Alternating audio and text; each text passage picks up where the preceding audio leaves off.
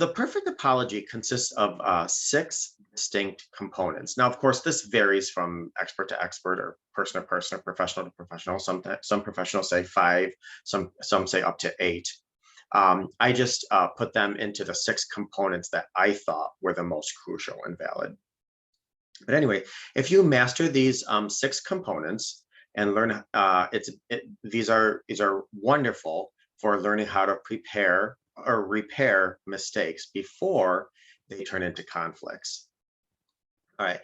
Keep in mind, a few words will never eradicate 1,000 behaviors or bad decisions. You know, when somebody betrays you, an apology is nice, but a word doesn't, eradicate everything they did. These components are to teach us how to effectively apologize.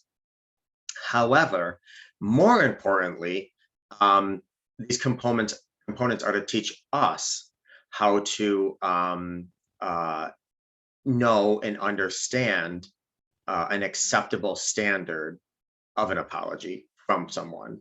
So obviously, I want you to not only understand an effective apology, but also I want after this class you to understand the standard of when somebody's apologizing to you, what's acceptable. So feel free to show this clip or this class, whoever you think it would help that's in your life. When we're in a relationship, especially for any significant period of time, we're going to have to say we're sorry for something. But do you know how to do it effectively? There are different grades of apology, of course. There's the, oh, sorry apology that you cast off when you just want someone off your back. There's the blunt, I'm sorry, okay? When you sort of mean it, but not really. We all have those. And there's a time and a place for those, actually. But being on the receiving end of an apology sucks when it's said in those ways. When you really truly need to apologize for something you've done, something that has been wronged or insulted, or you're hurt by your partner or someone, you need to understand the components of a true apology. And again, this could also be shown to somebody who really needs to effectively apologize for hurting you. So what makes a good apology? You have to mean it, sure, but that's a narrative structure that there's a narrative structure, I'm sorry, that every good apology should follow. Like any narrative, it must stick to a certain structure. So like I said, I've broken these structures down into six components. And the first one is the expression of regret. The second one is the explanation of what went wrong. Third is the acknowledgement of responsibility. The fourth one is declaration of repentance. The fifth one is the offer of repair. And the sixth one is the request of forgiveness. The sixth one, I just want to say, gets a little iffy because some people don't really care for the whole request of forgiveness because forgiveness is earned. But it's still nice if somebody does ask for it or request it. And certainly after that, it still has to be earned. Understanding these six steps will help allow you to craft an apology that really, truly means something. When followed properly, these six steps are not only very simple, but also quite effective. Again, let me reiterate that these are also the standard for receiving an apology, especially for those of us who have been betrayed, if we're still in communion with the person who broke a boundary or trust or betrayed us. All right, so number one, just to get into more explained detail, expression of regret. To start, you simply must tell the other person that you're sorry for what you did. It's important that you get this part right because it will set the tone for everything that follows. Tone is crucial. If you sound insincere, sarcastic, or at all annoyed, then whatever else you have to say that following this will just basically ring hollow. What this does for the speaker's point of view is to try to express how sorry they are for the offense. This is where tone can make a difference. You can say, I'm really genuinely sorry, and communicate some emotionality with that. Or you can be sarcastic and say, I'm sorry, did I offend you? Or did that offend you? And totally diminish the whole content of your apology. So really, how you start is going to give the best results regarding the finish. 2, explanation of what went wrong. Here's where you have a chance to explain your thinking and let your spouse or partner know that there was a reason behind the mistake that was made. This can go a long way toward letting your spouse see the intention behind your actions and perhaps change their perspective on the way that you're upset. If they think you did something wrong because you're thoughtless or you don't care, but then hear that there's an actual reason behind your error, it could soften them up a lot. It's trying to help the other party understand how this happened in a way where they can understand that it was a mistake or an error. It's basically an effort to put them in your shoes and get a sense of why it happened. None of this excuses crap. Let me just be so very honest. None of this excuses nothing. But, example, let's just say, whatever reason, somebody broke into your house and they stole some bread. Well, you're furious. They broke into your house. They thought so little of you to steal bread. But when you talk to them, they say, listen, my sister died. I took on her kids. I'm starving. We had no money. I saw bread on the table when I walked by. I wanted to take this bread and feed my kids. Again, not an excuse, not a rational justification by any means, but now your mindset is a little different from, they just completely disrespected you. 3, acknowledgement of responsibility. So this one is a hard one for some people to do because it requires them to step out from behind their own ego and defensiveness and simply fall on the sword. If you did something wrong, you just have to own it. Simple. That is key. No explanation, no excuses, no nothing. Own it. It can signal to your partner that you're aware of your actions and that you accept your role in it.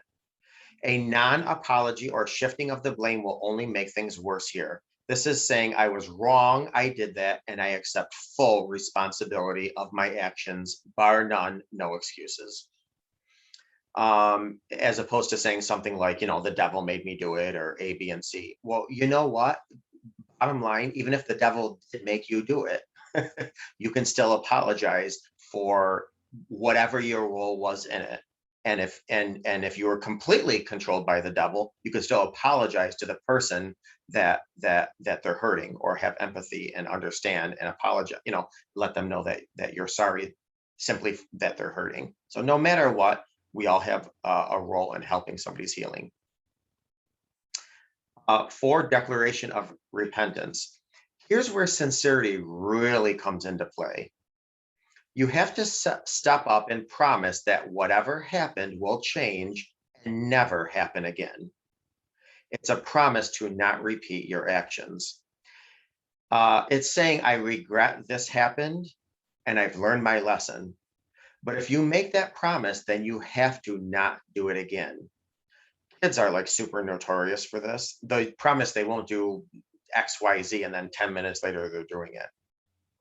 But if you do that, any subsequent apologies after that lose credibility completely.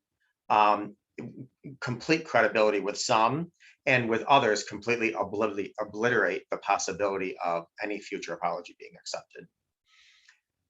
Number 5, offer of repair. Okay, so you've said you're sorry, but what are you going to do to make it right? How will you move forward from here? Letting your spouse know that you're not just sorry in the moment, but that you've established a plan to go forward and fix things in the long term will make that apology go down a lot easier. If there were actual damages, you could offer to pay for the repair, certainly.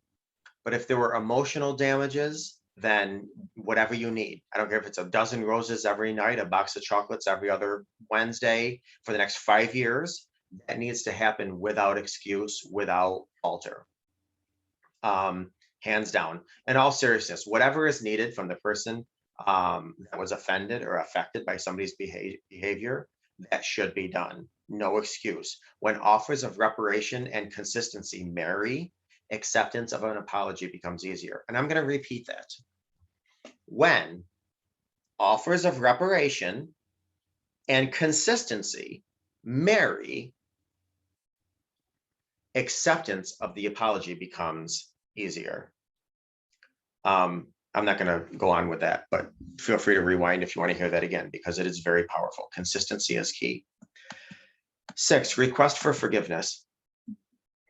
Interestingly, This is the least important element in the apology, provided that you nailed the other 5. This one is basically just a formality. Here's where the severity of the violation comes in. I mean, if you promise to bring home a pizza and you forgot, I mean, that's different than if you find your spouse, betraying you or betraying trust or breaking trust. If the violation is correctable and the violator shows real intent in not repeating, then it's much more likely to rebuild fundamental trust. But as we all know, it's going to take time to bring that trust back, if trust is ever brought back. I was talking to somebody the other day, actually on a coaching call, and I loved what they said.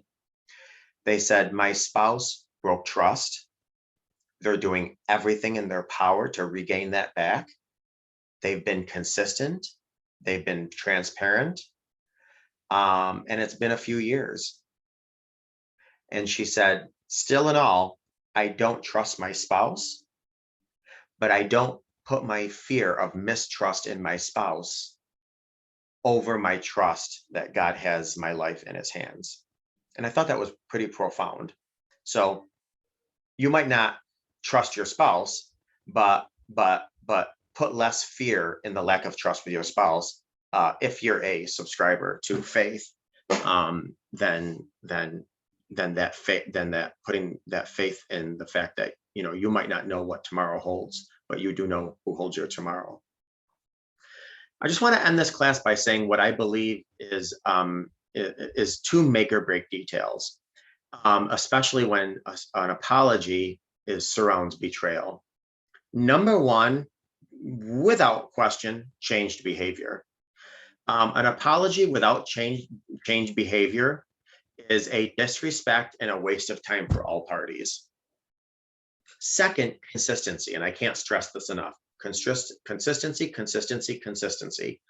If your apology came with, I'll take out the trash without being reminded for the next 6 years, then there shouldn't be a week in the next 6 years without that trash being taken out, without having to be reminded.